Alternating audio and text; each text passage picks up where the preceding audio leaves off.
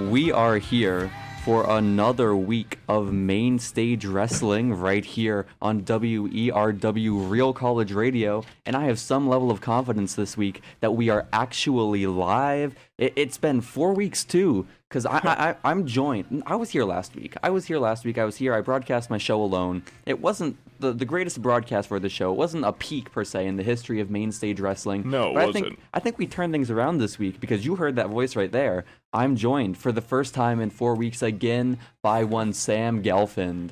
It is great to be back. Really happy to be here. Of course, and I'm happy to have you, but not only that, Sam. That's true, We're joined by another voice in the studio because we have 3 times as many voices this week on the show than we did last week. It's astounding. It's astounding because we are also joined by our good friend Tiger.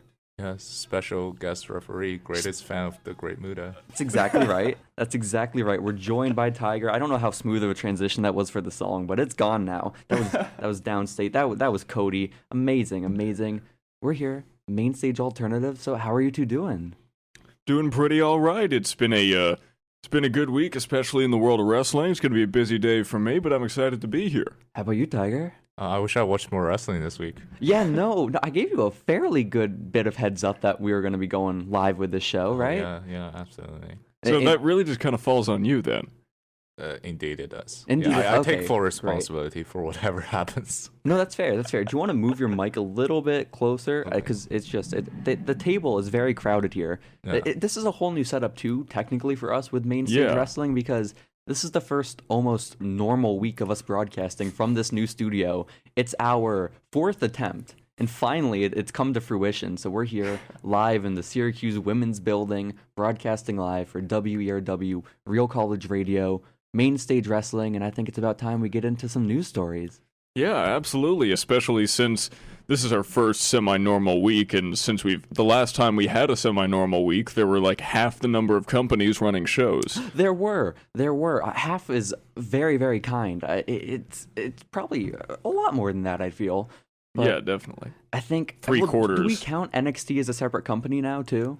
I don't know if you could call it a separate company, but it's certainly much more full-fledged than it was. And it's twice as long, so we get twice as many stories out of it. And that's exactly what we saw this week, because our very first news story is the fact that NXT's invasion of the quote-unquote main roster has continued. And when I was here rambling by myself last week, I mentioned it. I spent a while on it, actually, because it was just the night after, the morning after NXT invading SmackDown with Daniel Bryan losing to Adam Cole, Ciampa beating The Miz.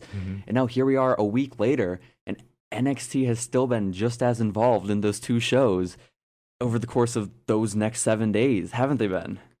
Oh yeah, Wednesday, AJ Styles, Luke Gallows, Carl Anderson show up at Full Sail University. They do indeed, and they take on that trio of Ciampa, Lee, and Riddle. Honestly, what a weird combination. It's a real weird combination. So let's go back to Raw, actually, the first show this week where NXT made their appearance, and that was when it started out with the Undisputed Era coming out with Triple H and tempting Seth Rollins, the former Universal Champion, to join the Black and Gold brand. And I don't know how either of you two feel about this. And Tiger, I don't know if you're even aware of this. I've seen this. Okay, good. But no, Undisputed Era, Triple H, they put out the offer to Seth Rollins. They put out the feelers that if he wanted to join NXT, this was the time to do it. He doesn't know where he's at in his career. He doesn't know what his next step is. He doesn't know how he's going to move forward in the world of professional wrestling. And Triple H, as always, is there to provide him with this option, to provide him with this route. And I don't know if we're done with this story altogether yet, because we did see Seth take on Adam Cole later in the night, saying that if he won, he would be moving to NXT with the championship, which obviously that match ended with shenanigans and disqualification with the Undisputed Era. Why wouldn't it? Yeah, well, I mean, you look at Friday, and it didn't happen with Daniel Bryan, so... Oh, fair enough. I don't know if WWE has as much stock in Daniel right now as Seth Rollins, though, to be pretty fair. Although maybe it's also just because they had less resources for the Friday show, obviously, because of the plane and all of that stuff. So maybe with their entire roster back, they're more free to do shenanigans. I guess so. That's fair. I don't know if you want to look at it that way, because I don't know if they had everyone, maybe they would have done shenanigans on Friday. That would have been what would have happened Friday is what we got last night, which is Roman Reigns versus Baron Corbin, which ended in shenanigans. Which did. It did indeed. But no. Seth Rollins, the Undisputed Era. Seth Rollins says, if I win this title, I'm going to NXT. He doesn't win the title. Well, we still don't know if he's decided whether or not he's moving on to NXT, because theoretically he's still just as lost in his career as he was starting Monday. Is he not? This is true, but at the same time, if you're looking at anyone to move, I mean, I guess you can't say down now, but more parallel to NXT, I wouldn't think it would be one of your main top stars of the show. No. There are plenty. I mean, Tiger, who would you want to see if anyone moved from Raw or SmackDown to NXT? Asuka. Asuka. Okay, that's fair. That's a good choice. Yeah, we've seen her on NXT too Yeah. in the past couple weeks with the Kabuki Warriors defending those tag titles. So, I mean, I think someone like a Zack Ryder and Apollo Cruz, any of those guys would do really great if they got another chance on NXT. I mean, I guess so. I mean, Zack Ryder. Maybe Ziggler, actually. Ziggler could have fun for a while, but I feel like as Give is him the kind case of a with his chance character, to reinvent himself. maybe, but he reinvents himself like 5 times every year, and he's like hot for a couple weeks, and then it dies a slow, miserable death every single time. So Did you I guys think see that's that? because he hasn't reinvented himself in so many years. At the end of the day, we have the same theme song, the same Titantron graphics. No, he had a record scratch. Okay, in we his got a theme record song. scratch. We got a So record bite your scratch now. tongue, Sam. But it's the same look, it's the same feel, it's the same moveset. Yeah. Even though he's tried to play with his attitude every once in a while, it's still kind of the same thing. And that's too bad because I love Ziggler. He's a Yeah. great talent. I gotcha. And what were Sorry. you about to say, Tiger? I was about to say, did you guys see the tweet that Apollo Cruz tweeted out with him shaking hands Yes, I with it was with who was it? I don't know. I don't know what you're talking about right now. Great. I've been too busy watching wrestling. Or is this a different tweet that I'm thinking of? Because I saw someone tweeted to Apollo Cruz, we need a Cedric Alexander versus Apollo Cruz match. Yeah. And Cruz said, yeah, but we'd have to do it in 6 minutes. Oh well. I think it was either Cedric Alexander or it was with oh god. He was shaking His name hands is with them? eluding me. Buddy Murphy? Buddy Murphy, yeah. Buddy it was Murphy. Buddy Okay. Murphy. I did not see that, but I mean, I don't know. We're getting those types of matches on Raw right now, anyways, because we just saw Buddy Murphy versus you're- Cedric in a, like you Sorry. said, 6-minute match, anyways. You're right. It was a Cruz versus Buddy Murphy, and then Apollo Cruz said, but we'd have to do it in 6 minutes. And I then see. Cedric Alexander commented, and he said that includes entrances. Yeah, that's very fair. Oh, poor dudes. But okay, so that was the first bit of interference from NXT on Raw this week, and then we moved on to Shayna Baszler appearing in a backstage sort of promo sit-down interview segment with Becky Lynch, and the two of them went face-to-face in a really interesting, I felt compelling confrontation that we've yet to see so far. We haven't seen Shayna and Becky collide, I don't think. Yeah, I don't think we have either. I mean, I've never thought that Shayna Baszler on the mic has had the most charisma. Yeah. As she has a lot more of it in the ring, but obviously she was able to hold her own. Oh my and God, yeah. especially against someone who is as great of a promo as Becky is. I'm really interested to see this match. And I love that she's able to draw too on all the Ronda Rousey history that exists there also, like almost defending her best friend. And it almost puts Shayna now, like with NXT moving to network television, with them sort of putting all 3 shows on equal ground, which feels like what they're trying to do now. Shayna feels like an equal sort of threat as Ronda Rousey did just like 6 months ago. And that's exactly what they needed to do, and it's brilliant that they were able to do it. Baszler equals Rousey now. They've elevated her in just a Exactly. couple of promos. Exactly. Well, not even equals Rousey, but is looking to defend Rousey, is looking to avenge her almost, like as a more powerful sort of threat. And then you look on SmackDown, and Shayna came out once Don't again. try to pin me or my daughter ever again. No, never. Came out once again to attack the Boston Hug Connection for a second week in a row. So I'm looking forward to this women's match that's coming up at Survivor Series with the 3 women's champs, you know? This Survivor Series could be great. I want to temper my expectations Yeah. because you know that you always have to temper your expectations, but on paper, this could be a heck of a show. I think so. Yeah, but this is the best opportunity for SmackDown to get their win back. Get their you mean to avenge their loss last yeah, year? no, like over like NXT or. Oh, I thought you meant like they've been building up this No. I was gonna say, frustration don't over you- the past 365 days. I've been waiting this long build for SmackDown to get their win back. Don't you remember how SmackDown was swept but also not swept last year? It was terrible. And now the rosters, well, I mean, it didn't matter because 2 months later, the rosters didn't even exist anymore. You Yeah. know, like it's fine. It's whatever. I mean, this year SmackDown has a better chance just because Fox might not want their roster to look weak. I guess so, but you're, How much How much influence does Fox even have, though? Because I'm wondering, they said they wanted a more sports-centric show. They haven't really got it. They wanted Lesnar. Lesnar immediately moves to Raw. Yeah. Like, how much can they actually sit in the boardroom and say to WWE, this is what we want on SmackDown, and then how much have they actually gotten out of it? Yeah, it's a really, really good point. Because I mean, I don't imagine them having influence over that, too. Because when they sign on to have this show on their network, they know it's sports entertainment. It's entertainment. It's predetermined. It's all that sort of stuff. Mm-hmm. I don't think they're looking to like, well, we have to make sure we look good because it's just like it's wrestling. I don't know if they're taking it that seriously. I think they would just would want more viewers to see their brand to be like on par with Raw. Yeah, I gotcha. Yeah. But then look at, as a microcosm of that, look how it doesn't really affect wrestlers whether or not they win or lose. Because Baron Corbin, I can't think of like a single match he's won clean in his entire career, and he's still main eventing with Roman Reigns every week, you know? I think he won. He's won a against couple. Rhino.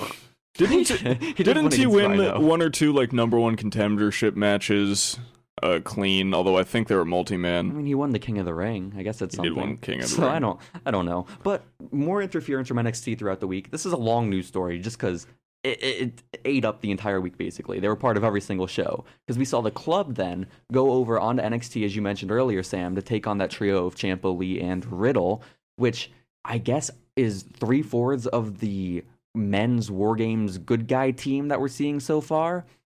The And- NXT Originals, yes. That's right. That's their official title, I think.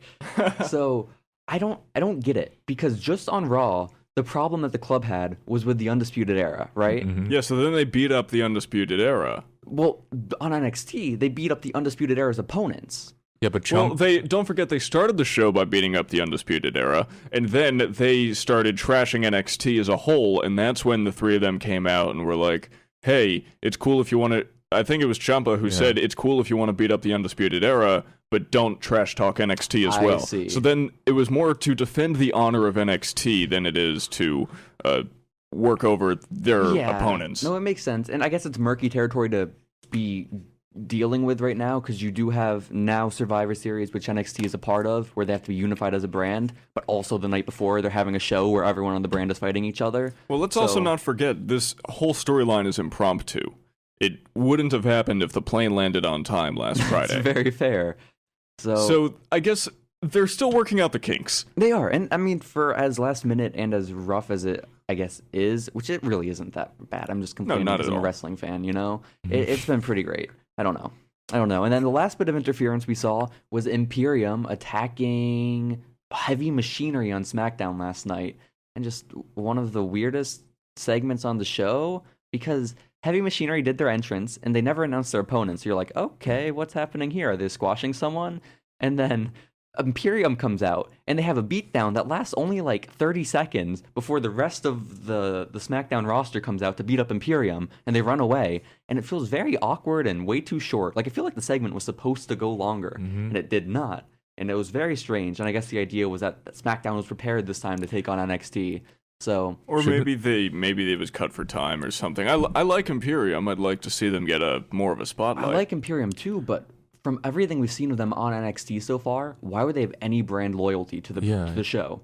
Like they're these guys who are like coming in to take it over, and they're from NXT UK anyways. You know, it's not like they're going to be this prideful group who wants to attack the SmackDown roster, unless just to make their name bigger, to make themselves a bigger star. It's weird that Walter is like driven off by like just random guys, no? Kofi Kingston was in there. Well, yeah. Well, Kofi Kingston could have like landed a shot on Water that But instead it was knocked him Apollo down. Crews. And Yeah, but like, yeah, he should like batter the rest of the guys instead of just running away and Yeah. stuff like that. I mean, no, I can give you two reasons why the reason that maybe could have been a good explanation, and then the actual reason. okay. The best explanation, in my opinion, is that it's a bigger spotlight for Imperium. If they're trying to take over NXT as well, then they see a hole for a power play that they can say, "Oh, well, we can make a mark on SmackDown Yeah, too." we'll beat up Otis and Tucker. That'll get us over huge. But then,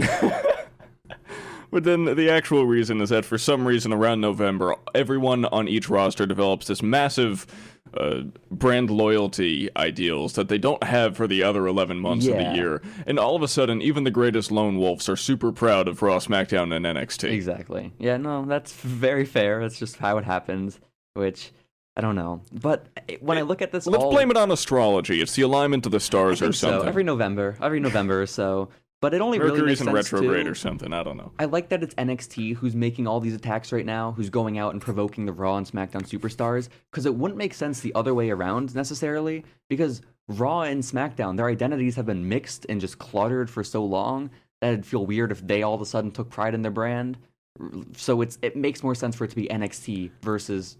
Yeah, they're on the defensive, essentially, rather than attacking in the name of Raw or SmackDown. They're defending against the name of NXT. Which makes sense, because NXT are supposed to be these guys who have a chip on their shoulder, because they were called this developmental territory for so long, and finally they're on this big stage, and they want to prove to everyone that they deserve to be there. So I think if you're going to go with this concept for Survivor Series this year and do brand warfare, it makes sense that NXT would be the aggressors. Yeah, I do worry, though, that they're trying to recruit Seth Rollins, because you know how it goes. When you have a stable going, you try to recruit somebody else into your stable. That's like usually the start of the downfall for a stable. Is it, though? Yeah, because like Core, they tried to recruit John Cena into that one stable. One stable? The original NXT I see. invasion, and they tried to recruit Randy Orton into the Wyatt family. Era, it was originally just Fish, Cole, and O'Reilly, and they tried to recruit Roderick Strong. Yeah. They didn't. They weren't able to for the longest time. That's right. Then they did. Because and now the Undisputed Era is as big as they've ever been. There's a difference, because Roderick Strong joined voluntarily. Yeah. Yeah. Oh,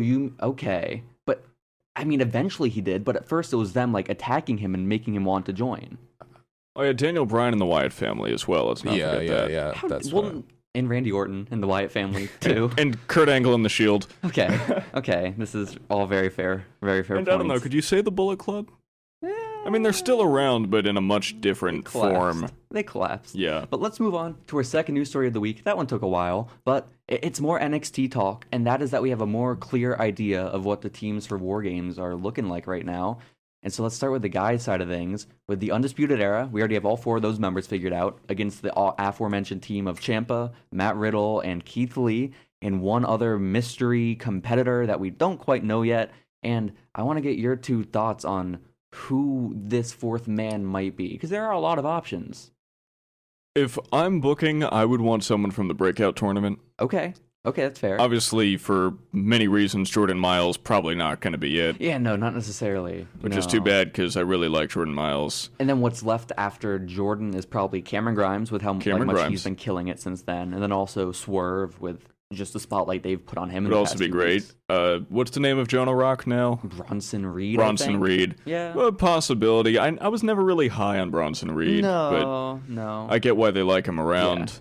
How about you, Tiger? If you're slotting in that fourth man, who are you picking? Or you know what? Let's have Dexter Lumis attack whoever the fourth man is and take the spot. Give me my man Sam Shaw. Give him a spotlight. It's fair. I mean, obviously, this might be not what the NXT fans would want, but if they want to keep the storyline of the Undisputed Era stirring up stuff and going to the main roster, they might want a main roster guy to fill the fourth spot against the Undisputed Era. Yeah, I mean... That's not a bad idea. That would make sense, but then you're almost making Ciampa and them the bad guys. Because if you're on an NXT show, if you're on a TakeOver show, and you're partnering with someone from the main roster, to take on NXT, do you think the fans are going to embrace that?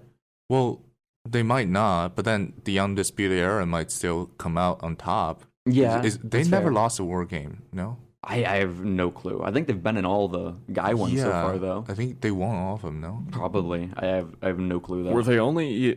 Were they in more than one beforehand? Well, they took on Sanity and Authors of Pain / Roderick Strong the first year. They won that one. Yeah, and then they took on some mishmash of people last year. Ricochet, Pete Dunne was in there, and War Machine. Okay, so it was those four. And now, this year, it's whoever this team is with their fourth member. But I was thinking that maybe obviously the most interesting would be Finn Balor. I don't think that's going to happen because they're going in some other direction with him. But then also, it's either going to be the really obvious one and that of Johnny Gargano, who's just going to come back and finally be able to take on these people, which I doubt, because I think they want him separate with Finn or something. Mm-hmm.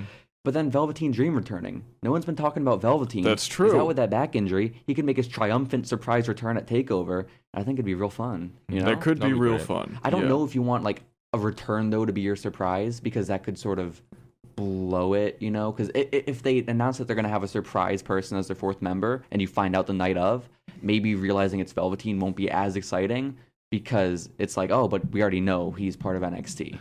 Yeah, we already know that he's good or whatever.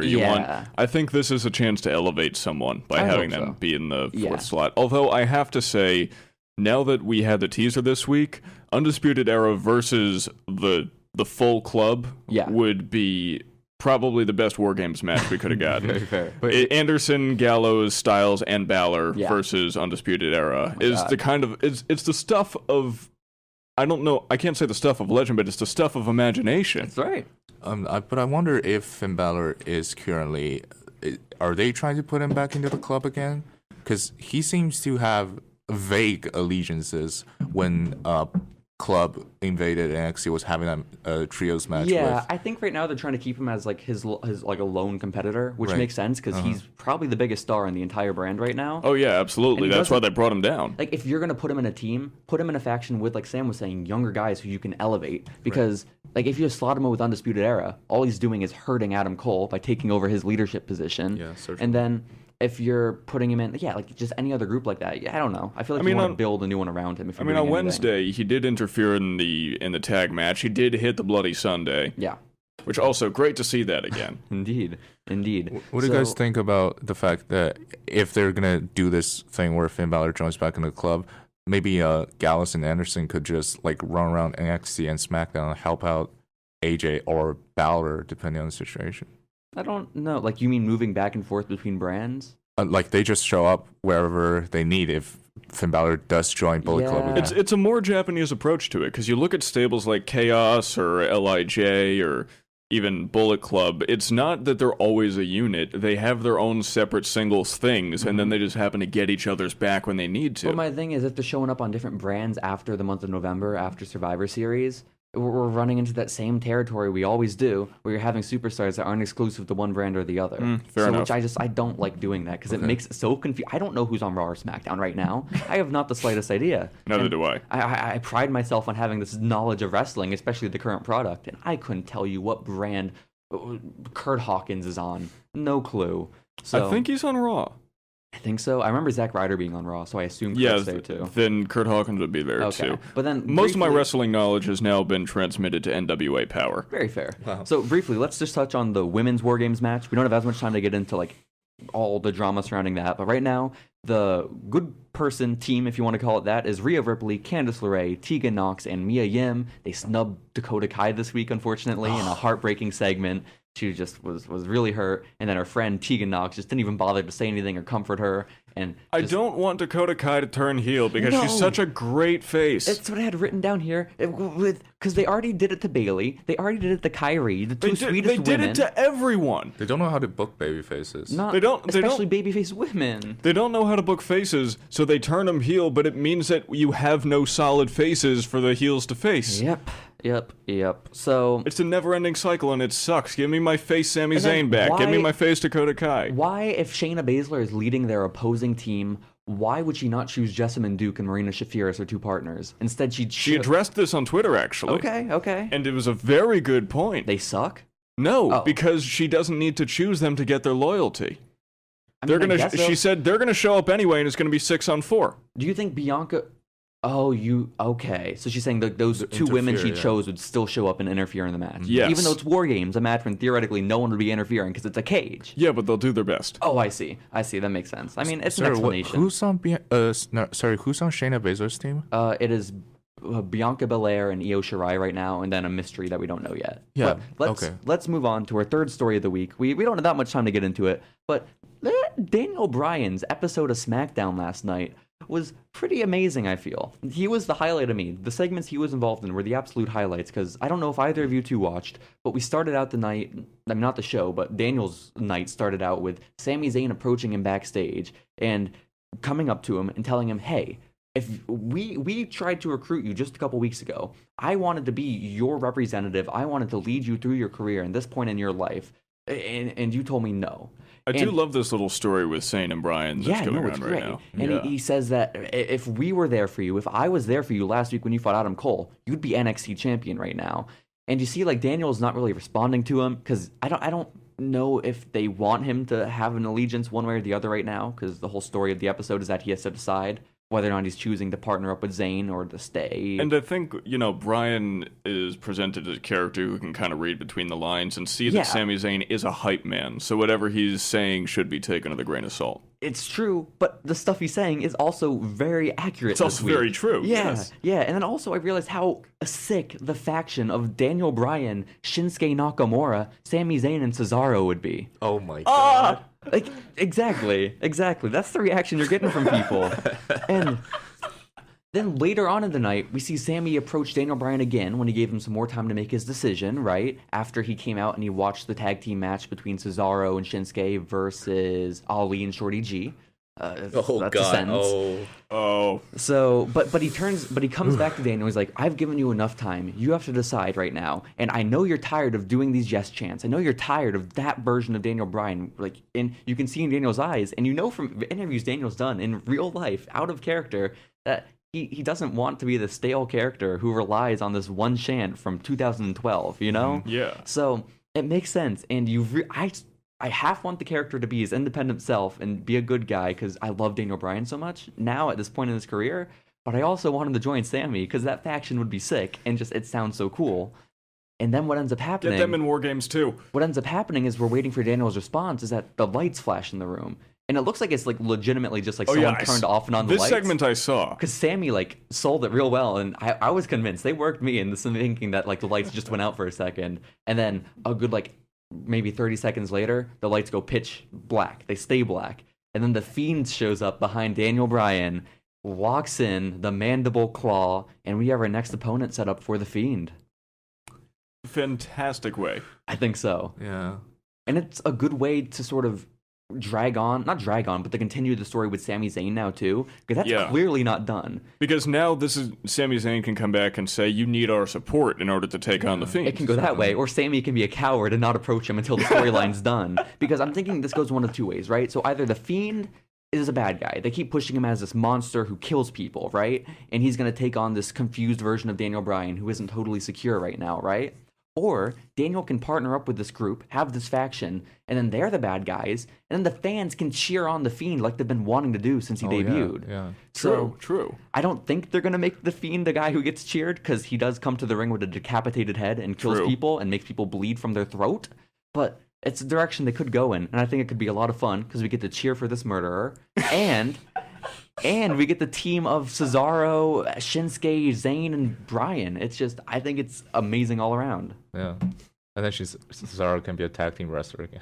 Cesaro can be a tag team Don't wrestler worry, again. they'll find a way to screw it up.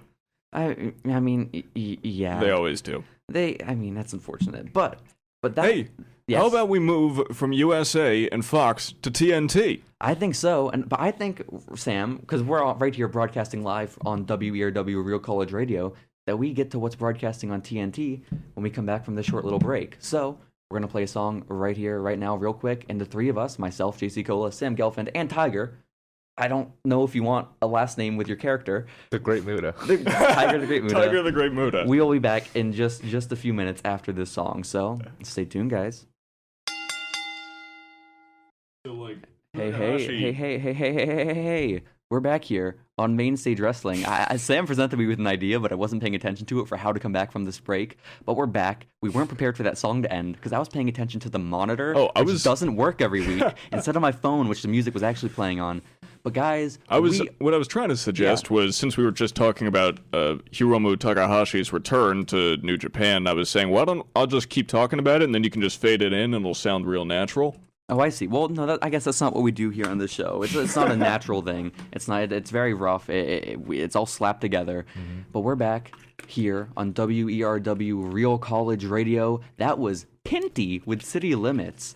And so we're back here, Main Stage Wrestling. We're still midway through our stories of the week. We still have our number 4 and 5 to go. And then we've got our match of the week. We do indeed. You can look forward to that. Kurt Angle versus Brock Lesnar from WrestleMania 19. But before that, we have these last two news stories, like you said before the break, relating to TNT's AEW Tuesday Night Dynamite.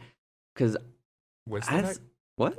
Is it on Wednesday? Oh, it is on Wednesday night. Yeah. You know, I'm just Tuesday night SmackDown. is what I Are you thinking of Nitro? No, well, that's Monday, Tuesday actually. Nitro? Yeah, I don't know what I was thinking of. I think I'm just a dumb person, so it just the words don't always come out right. But both our next two stories are relating to this show because Maybe you're thinking that Triple H doesn't want to work Tuesdays. That's also fair. That's also fair. But let's go back to Wednesday night. Let's go to TNT television, and midway through the show, we have this promo segment because we're looking forward to Full Gear. Full Gear is TNT. I keep saying TNT. It's AEW's first pay-per-view since they've gone live on TNT, and it is called Full Gear. It is tonight, as of this broadcast. It is tonight, and it's an incredible show, and we're going to cover that card in just a few minutes. But first, on this episode of Dynamite, we had Cody come out to promote the match for one last final time, the world title match between him and Chris Jericho. And I've got to be honest, before this Wednesday, I didn't really care all that much about this match. Me neither. No, I didn't really, because in my mind, it was pretty clear that Jericho was going to win, right? Me too. And you know Cody's reputation. He's going to give you a solid to good match. Yeah, exactly. Well, in AEW, he gives you pretty amazing matches too. Well, yeah, but he's consistent. He's extremely He is. consistent. So it's hard to get hyped when you're like, well, it's going to be good. Yeah. I for sure. So I wasn't all that excited. And also last week's segment with Tony Schiavone in the car and then their contract signing felt a bit weird and awkward. But then things turned around this week because Cody comes out. They announced on social media a few days beforehand that he has this massive announcement to make on TNT. I keep saying TNT, Sam. Why did you say TNT? Goodness Because it's the gracious. channel. I get it's the channel, but my mind can only handle so many acronyms.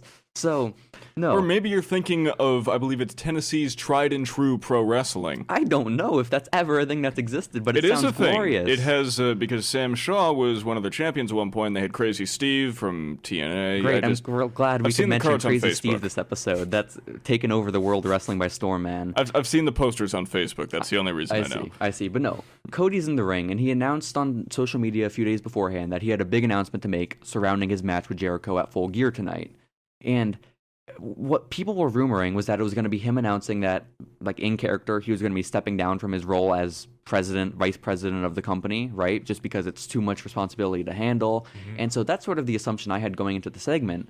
But then we got something even more underwhelming, because Cody announced that if he loses at Full Gear, he's never going to challenge for the AEW championship again. I don't think that's more underwhelming. I think that's more whelming. I don't think so at all, because it's just like, oh, okay, I guess Cody's winning at Full Gear then. Whatever.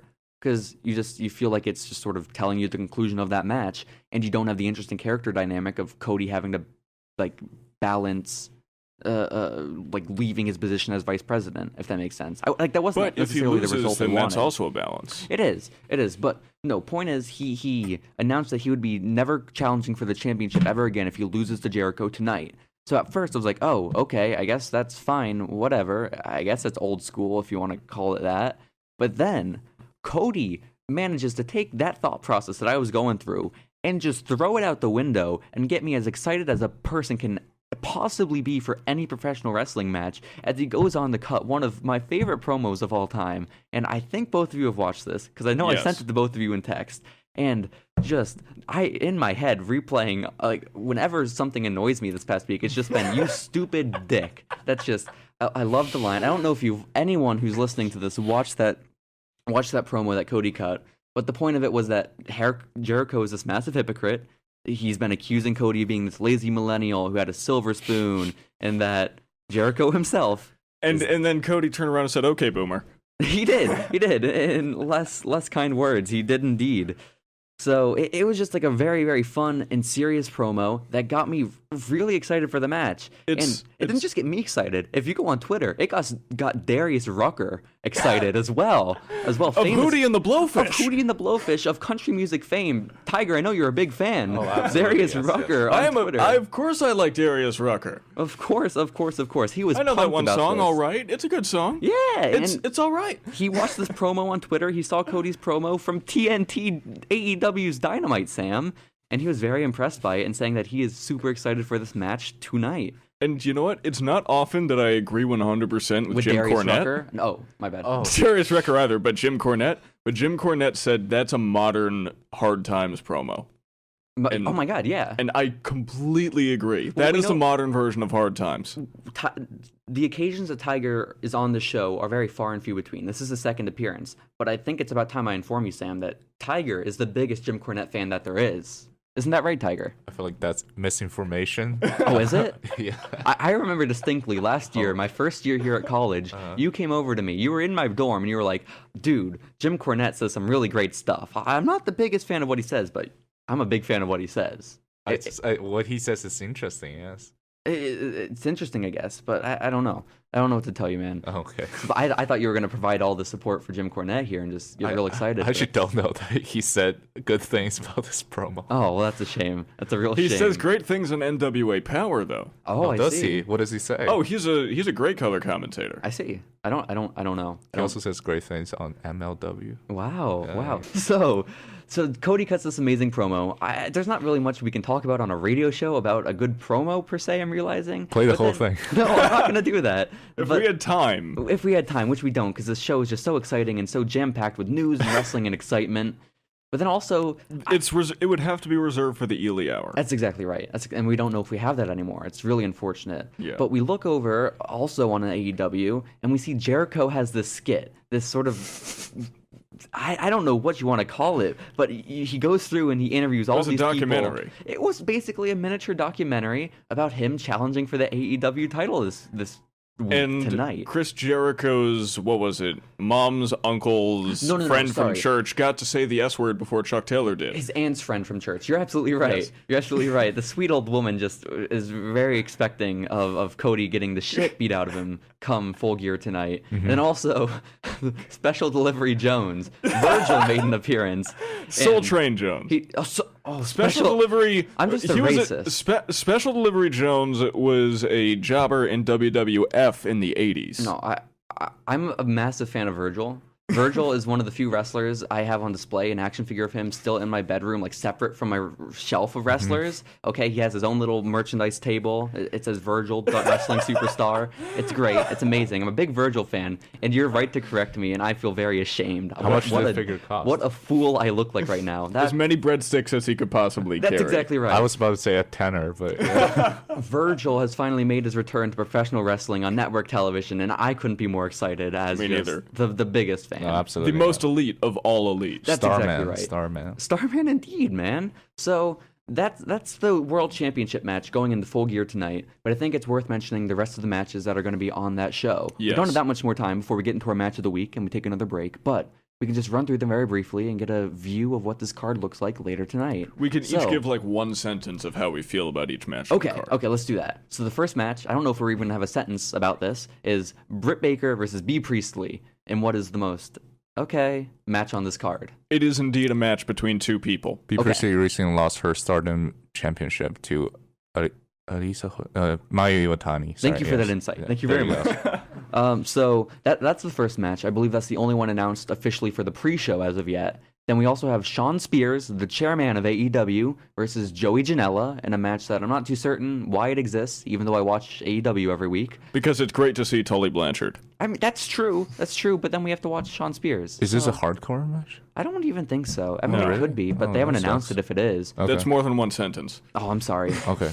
Then we have Hangman Page versus Pac in a match that, again, is just very, whatever. I feel like I've seen this already. We have seen it, but Pac's still my favorite wrestler, so I'm very excited.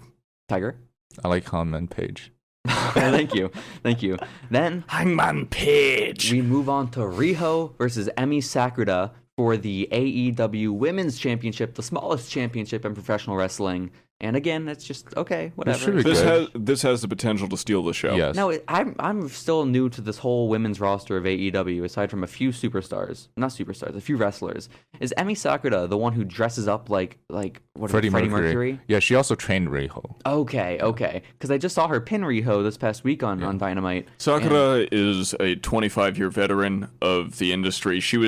She broke out with in IWA with like Mick Foley and Terry Funk and people, and I think Onita and people like that. Nice. She has her own company called Gato Move, which is just like a 20 people room with like pads on the ground, and people just wrestle on the pads, and that's it. That's fun. Yeah. But I haven't seen any of the matches from there. How but is it's this the match supposedly that it's a gets good more than one roster. sentence? This got like five sentences. sorry. from all Because of there's us. been no build for it, so we need to let people know that it could actually be a really We're good not match. on their payroll, Sam. We don't have to promote their show. We just have to criticize it. Speak for yourself. Okay, that's my bad, man. I don't Tigers know your all elite. business. That's right. That's right. Then we move on to a match that I didn't know was happening, and that of SCU, the AEW Tag Team Champions, versus the Lucha Brothers, probably my favorite tag team of all time, versus Private Party. And I knew it was Private Party versus SCU. Did you guys know that Lucha Brothers were also in this match? Because it makes it so much more exciting for me. I think I did, but I'll be honest, for whatever reason, not high on Private Party. When they're a tag team, not high on the Lucha Brothers. I mean, I guess so, because they're both stars in their own right, and they have just amazing singles careers and just arsenals. It's just because I know what I'm getting from their matches. You're going to get a lot of false finishes that should be finishes for any other match. That style of wrestling, false finishes, really just hurdy-looking moves that look like they're going to kill you because they're so reckless, but still done so prettily. And then the high-flying of Phoenix. I mean, I like it. It's just that there should only be so many double stomp and a package pile drivers that people can kick out of in a match. That's all. I don't know. And that's on their opponents. That's not on the Lucha Brothers, you know? Yeah. They just have to hit them harder, I guess. It's you know, true. like actually drive their head into the canvas, and then they'll win, you know? Like, have you ever noticed how how technically, I guess, the Young Bucks must have the worst super kicks of all time because they have to hit like 20 of them to win a fair. match? That's fair. So Pentagon and Phoenix must have the worst double stomp and a package pile driver ever created. Maybe so. But then later on the show, we have the Bucks versus LAX in just a tag team exhibition match, which should be fun. good. Should be fun. Yeah, but they have heat on this match, so I think it should be good. I think so. Yeah. I hope so. And then we have John Moxley versus Kenny Omega in an unsanctioned match, which I think there's still some controversy as to whether or not it's going on last or not. Because it is unsanctioned, but after this past Wednesday, I feel like the match everyone's way more excited for is Cody versus Jericho. Am I wrong in saying that? No. I don't think you're wrong. I think we'll have to see. This should be a great match, although personally, when it comes to unsanctioned matches, when you break out the hardware, sometimes you have a tendency to rely on it to make the match better. So it's kind of a shortcut in a way. Yeah. So I don't know if we'll get the classic that we're hoping I don't for think with that's an fair unsanctioned. of it being a shortcut, because I don't know. That's like Well, calling- not for guys like this, Yeah. but in general, it's like, oh, you don't have to wrestle fantastically if you can throw someone through a ladder. But even still, that's not necessarily a shortcut. It's just a different form of professional wrestling. It's like this very broad spectrum of art. Because I hate when people that's call deathmatch wrestling garbage wrestling. It's not garbage 'Cause wrestling. It's a people- different art. It's a different form of storytelling. If something happens storyline wise at the in the unsanctioned match, then it might go on last. Maybe if so. somebody special comes in to interfere or some plot wise development happens, Yeah. they will probably put it on. gotcha. last. Like, I'll put it this way. I think that the better match would be Moxley versus Omega in a traditional one-on-one wrestling match, Maybe. but I know that this will still be a good one. Yeah, absolutely. And so then our final match on the show tonight is Chris Jericho versus Cody Rhodes for the AEW World Championship, and what should be very exciting, just very fun, because I don't know, the two of those guys tend to deliver. Can you counter a moonsault into a crossroads? I don't know. We can discuss that when we get back, though. I think 'cause you can, yeah. I think that exact move happened in our match of the week. So we'll be back in just like a couple minutes or so after this break. We're here on WERW Real College Radio, and we'll be back in just a minute. Hey, we are back here on Main Stage Wrestling on WERW Real College Radio, and because the headphones don't work in this new studio where there are all these technical difficulties, I still don't know how to smoothly transition out of a song or to indicate to my co-host that we're about to go live, so it's just a struggle, guys. But we're back here. We went through our top 5 stories of the week this week in professional wrestling. I am JC Cola. I'm joined by Sam Gelfand and Tiger. Hello, guys. Tiger the Great Hello. Muda, actually. That's right. I'm yeah, sorry. Indeed. Again, right here on WERW Real College Radio, but we have our match of the week to get to before we ride off into the sunset, all three of us on our own respective horses. That match is Kurt Angle versus Brock Lesnar from WrestleMania 29 on March 30th. 29 hasn't shown up yet. Yeah, no, that's my bad. Actually, Again, we had 29. this goes We back just to the haven't point I made covered it earlier yet. on the show in that I'm a very dumb person. But yes, WrestleMania 19, March 30th, 2003, at the Safeco Field. Safeco Field, now T-Mobile Park as of January 2019. Attendance was 54,097 people, which is the attendance record at T-Mobile Park. Hey, which is Wow. located in Seattle, Washington. And so, this was the main event of WrestleMania 19. I had no clue that Kurt Angle and Brock Lesnar were main eventing WrestleMania in 2003. It's crazy. Well, yeah, stuff. it was for the championship, the Undisputed Championship. I get that, but this is the same show where The Rock is taking on Stone Cold. It's the same show where Jericho and Shawn Michaels. Vince McMahon versus Hulk Hogan, and then we got a live performance of Crack Addict by Limp Bizkit. So it's just, I wanted that to be the song that we introed the show with this week, but it's not on Spotify, and I think that's probably the biggest tragedy in years, really. Yeah, but Golden Cobra's up on Spotify, so why would you want any other Limp Bizkit songs? I don't know. That's just me being Rolling. critical. Rolling, yes, that's also on Spotify. That was I was just choosing one of Limp Bizkit's, like, I don't know if you could say worst songs, but certainly not one of their most popular ones. I'm glad though that you're able to draw from your just the knowledge that you have to find My a deep innate cut knowledge of Limp Bizkit. Limp Bizkit's Yeah, deep cuts. That's great. That's great. But Like high school, I made some mistakes. Okay, that's fair. So Brock Lesnar versus Kurt Angle, WrestleMania 19, not 29. And this is the WrestleMania where this is the first WrestleMania where Brock Lesnar is a babyface. He turned baby at Survivor Series the past year when Paul Heyman turned on him and led to Big Show winning the championship, the WWE Championship from Brock Lesnar, which later got transitioned over to Kurt Angle, who beat the Big Show for it.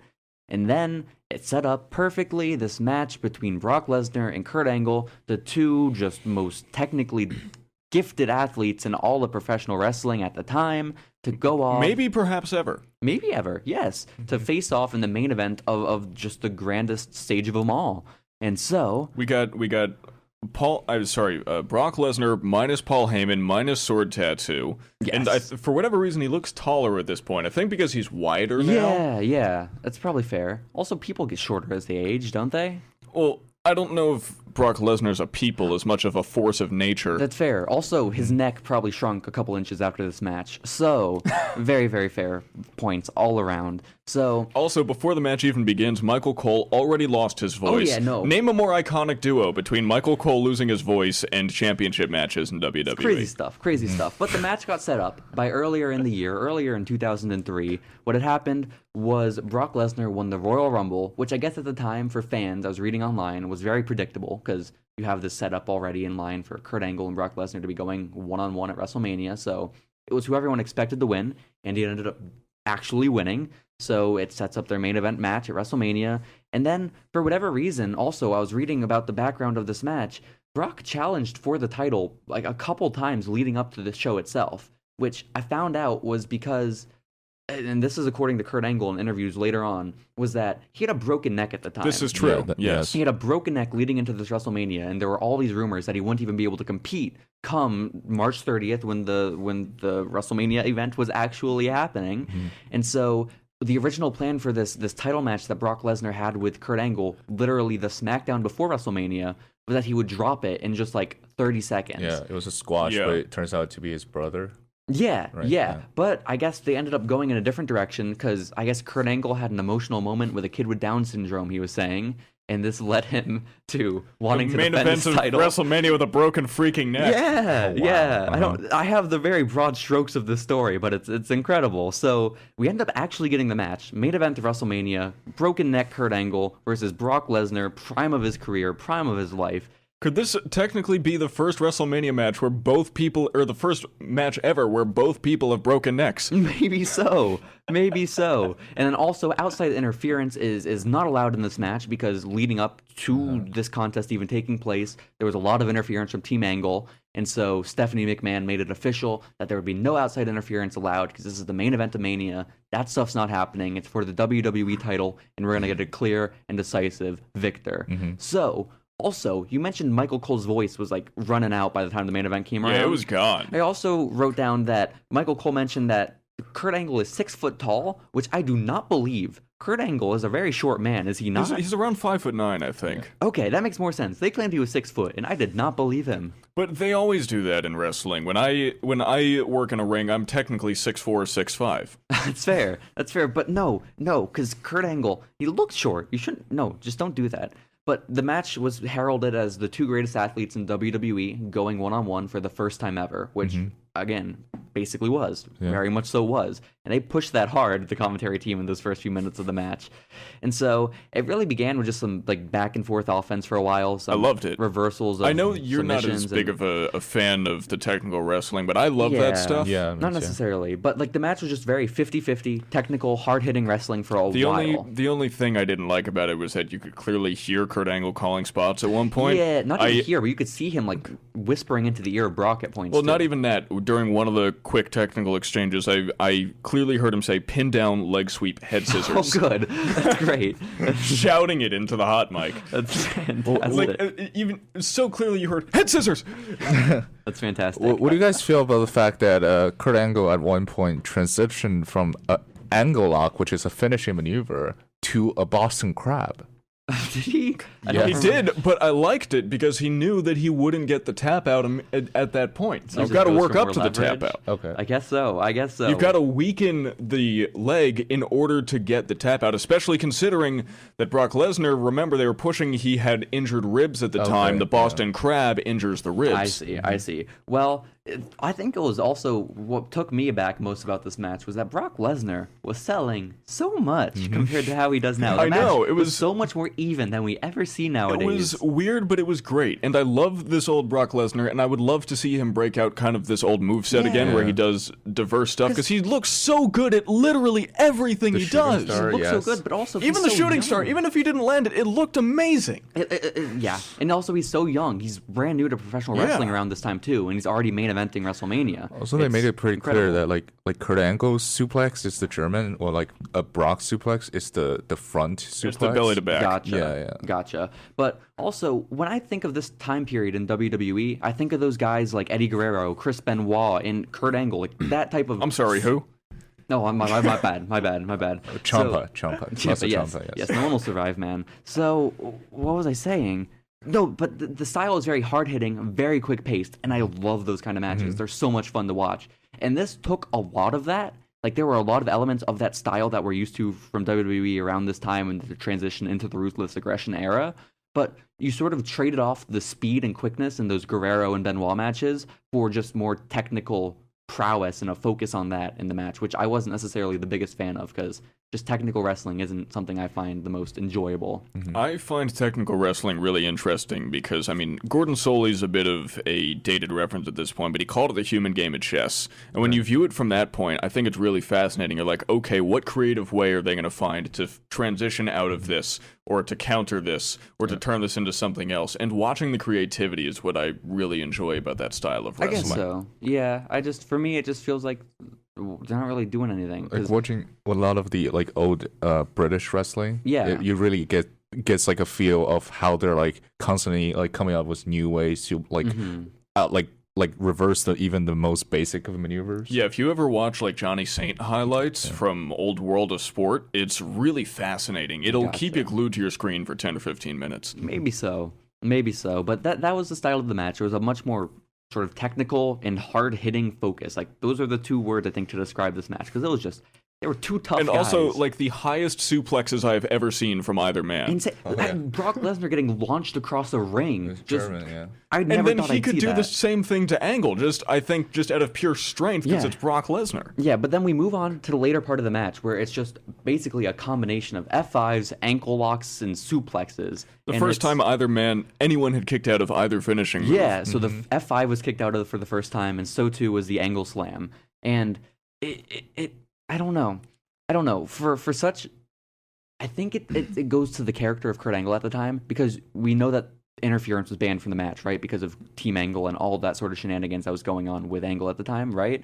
But this match showed us that he is such a tough wrestler. He is an amazing wrestler, and he can take on guys like Brock Lesnar and go toe-to-toe and give his everything, and it makes you hate him and admire him all that much more, because he's still doing all this terrible stuff, like aside it's from not this that he WrestleMania can't, match. it's that he doesn't want to. It does, yeah, exactly. Yeah, it's that great. What you do with like professional like mixed martial artists, like you hate them and you respect them at the same time, like someone like Connor.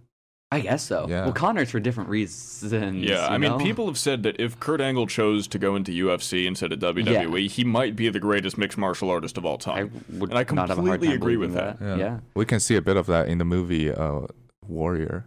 where he would play the mixed martial artist. You gotta have some more confidence in that, man. I sorry. thought you were making it up halfway through. I'm not, okay, okay.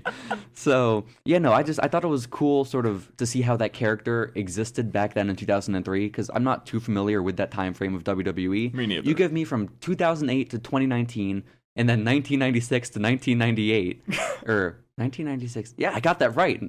I'm struggling with acronyms and numbers today, guys. That's fine. My apologies. You know who else was struggling, by the way? Who was struggling? I noticed that during commentary, at least just at one point, I mean, I love Cole and Taz as a commentary team. I think they're really underrated. But Taz was trying to compliment Brock Lesnar, and he said, "This Lesnar's like subhuman." Oh, that's unfortunate. I think he was trying to say superhuman, but instead he called him an animal. That's very mean. It's mean-spirited. Well, it's I think that's harkening back to what Kurt Angle said to Booker T's wife. Oh, is that so? Oh God, no, no. Yeah. How nice. So we move on to another unfortunate point in the match, because we're getting close to the end. You can tell it's the end of the match, and Brock Lesnar is climbing up to the top turnbuckle, and you can hear the surprise in both the commentators' voices, because he hasn't done this yet on WWE television. You could see the people in the crowd standing up in the background. This was a huge moment. Which when a 300-pound giant climbs up to the top turnbuckle. It's an exciting thing. What is it, Andre the Giant or something? I mean, it's close. It's close. So what is he, Andrew Everett? we see him climbing up to the top turnbuckle, and he goes for the shooting star press.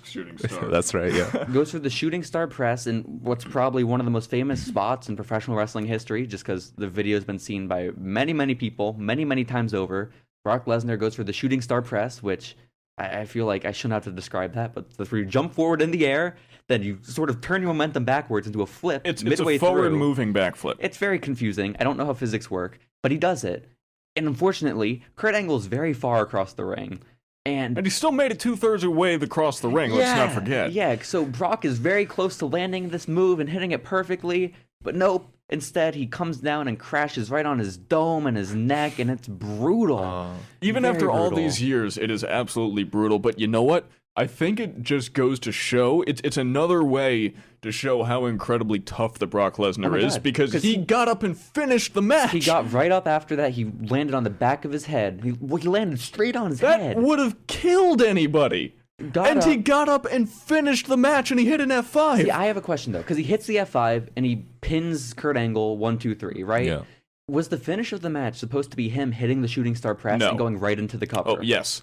Yes, it was. The finish of the match was he was supposed to win with the shooting star press. I looked it up. Kurt Angle had to cover for him because he wasn't sure if Lesnar was okay yet, so he had to get up and he had to try to pin him, and then he kicked out at 2, and then he said F5, and they hit the third F5 for the win. And then Brock Lesnar, after that, became a 2-time WWE champion.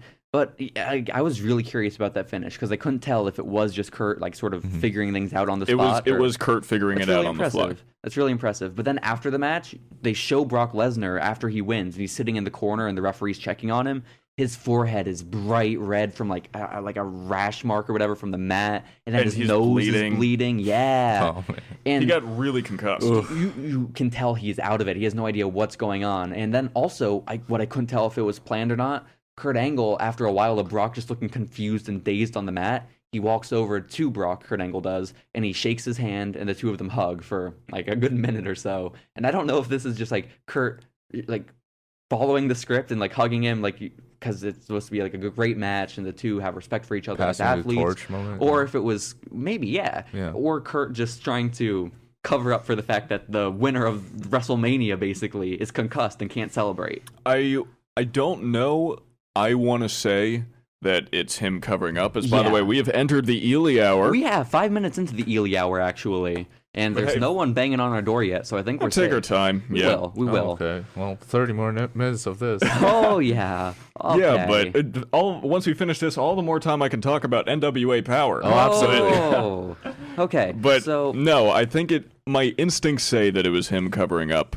And I think he did a really good job. Yeah, no, absolutely. He made it look natural it as was hell. just a nice way to end WrestleMania. If I had to guess, it's probably the first WrestleMania where opponents are shaking hands and hugging, at the very end to close the show. Yeah, I don't know off the top of my head, but you know what? You got to send the fans home happy. Yeah. And they're not going to be sent home happy if the WWE champion is severely concussed. Yes. Oh, yeah.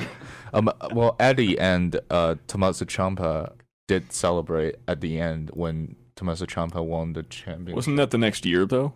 Yeah, I think That was so, yeah. that was WrestleMania 20. I Yes, see. yes. I see. So what maybe the first one at that point. It really doesn't matter. But after this match, Kurt Angle is out for a year because again, he went into this match with a broken neck. So he's just out of commission for a whole 365 days before he can come back and make his return to WWE, which lasts only like 2 more years before he leaves for TNA, sort of. And then also Brock Lesnar, he's only in the company for 1 more year after the show, and he ends up leaving for a good 10 years or whatever. Mm-hmm. First And his tries to match join against the Minnesota Goldberg. Vikings, which, by the way, is just the most insane thing to me.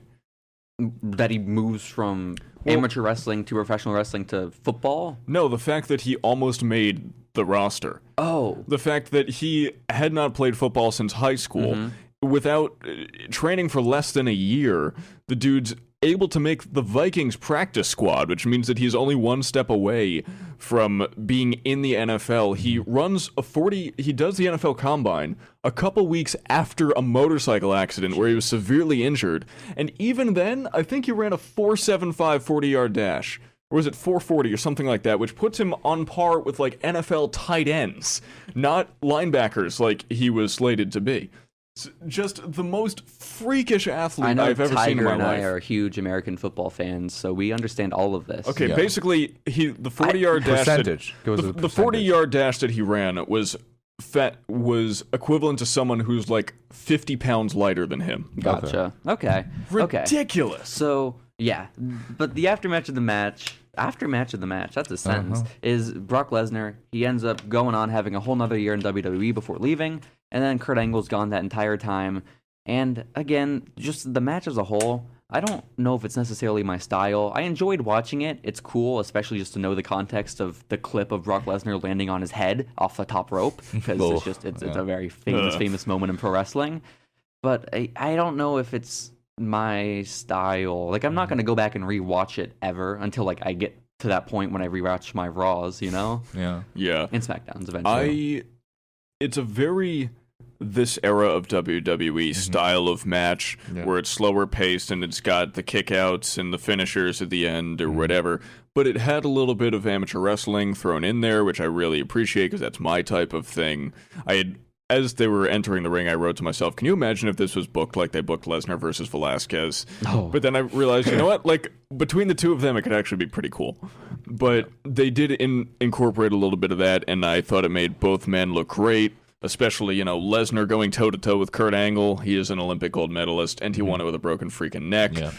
And I would say, overall, I gave this match about 3.75 stars. I for me. gotcha. I gotcha. I see. How you feeling about I really it, Tiger? enjoyed it. I thought it was a great match. Well, I do like this type of match. Yeah. I think I've shown you in the past multiple Kurt Angle versus Tommaso Ciampa matches. Yeah, but those ones are good. Yeah, I like but, those. But you seem a little. You're like, oh, it's good. But Well, maybe because Tommaso Ciampa's in it, so I'm not totally willing to be super excited about it because that's true. he killed his son and wife Oh, well, that's and not himself. solely the good name of Tommaso Ciampa. Well, yeah, but yeah, this is a very good match. I will give it, about the same, 3.75. I gotcha. Yeah. I don't know about a star rating. It was an okay match. If I were there, Well, if in 2 is person- average. If 2 is average. Is 2 average? 3 is Yeah, average, no? Meltzer has established that 2 means an Why are we okay. using Meltzer's rating okay match. system? Oh, okay. Well, just because, it is convenient. That's I why. guess so. Well, guess 2.5 would be statistically the most average. I think it was just a good match. I enjoyed watching it. Not my style, but for it not being my style, I still enjoyed it very much. And if he had actually, if the I'm finish had pressuring gone you to into plan, I'm pressuring you into a star rating here. I'm not going to rate it. Okay, I think he's giving it about 7 3. stars. 7 stars, Sam. That's it. So, and I mentioned it last week when I was covering the John Cena versus Rob Van Dam match for Match of the Week, in that it was a big instance of what could have been. because, I mean, Rob Van Dam just a month later gets arrested for drug possession with Sabu, and then he has to drop both his ECW and WWE championships, and he never really achieves that same level of star after that. And then I know you brought it up in a text with me earlier today or yesterday, Sam, that this was a big instance for you of like what could have been in pro wrestling. Oh yeah, absolutely. Is this a new segment? The Ely Hour, we're still here. Last 60 Sorry, minutes. no, I mean the what if. Is this a new segment of what could have been? Oh, I see. After every match of the week? Yeah. Okay, yeah. Even if it doesn't make sense, if it's not logical, I'll still shoehorn one in. Yeah, please do. Like what if Lesnar had cleanly hit the shooting star press? I wonder if he had done that and not concussed himself, would he have stuck with professional wrestling for longer? Because we know that part of the reason why he left was because he was worried about the injuries, he was worried about the painkillers, he was worried that he said, I think that entire year of his career he doesn't remember to this day. That's insane. And if it wasn't for all the injuries, maybe he would have given professional wrestling a few more years before deciding to go to the NFL and then the UFC. So really, and maybe he would have used the move more. Yeah. So it's a really big what if. Or just stuck with that sort of offense in general. Because even if, like, let's say he hits it and still leaves a year later, but I think there's a way greater chance that he incorporates that high flying and just more agile sort of offense into his moveset. We saw Brock Lesnar do a small package during this match. Exactly. It didn't look natural, but it's still amazing to see. Yeah. So, I don't know. Would he still be doing that kind of thing today if he had not gotten injured off of it? Yeah. And would he have been gone for those 7-8 years? We don't know. Huge what if, but I don't know. Things worked out for him. Maybe he would would have have out for Kurt as well. Maybe he would have done WWE and UFC at the same time. Maybe so. Oh, that'd be amazing. Maybe so. But First guys, person since, say, Dan Severn to do it. That was our match of the week today from WrestleMania 19. Brock Lesnar versus Kurt Angle. We went through our top 5 stories. We're looking forward to Full Gear tonight. We're on WERW Real College Radio. I am Jacy Cola. I am joined by Sam Gelfand, as almost always, except for last week. Yeah. And the Great Tiger Man. That's right. That's official title now. Okay, Another there name we go. change. It's gonna change every week. Okay, that's fine. That's fine. Okay. Every time we ask you for your name, it should change. Yes, That's right, absolutely. that's right. I'll So- make sure of it. This has been another week of Main Stage Wrestling, the first episode from the studio, broadcast live with a group of people, and not just myself, and it was a great time. It's very hard, it's very flustering to control an environment where there are 3 voices all going, but it's a challenge that I'm willing to take on for that's why all the listening audience members. That's why we have the Ely Hour. That's exactly To right. contain the spillover. I hope there's just a couple of co-hosts out there just waiting to come in here that were just making their lives miserable. But guys, we'll be back next week with another episode of Main Stage Wrestling before we embark on our Thanksgiving break, take off for a little bit, come back for one more week, and then we leave for the winter. So 2 more episodes of this semester after this week. Thank you all for joining us, and we'll, again, be back in 7 days. Goodbye, everybody.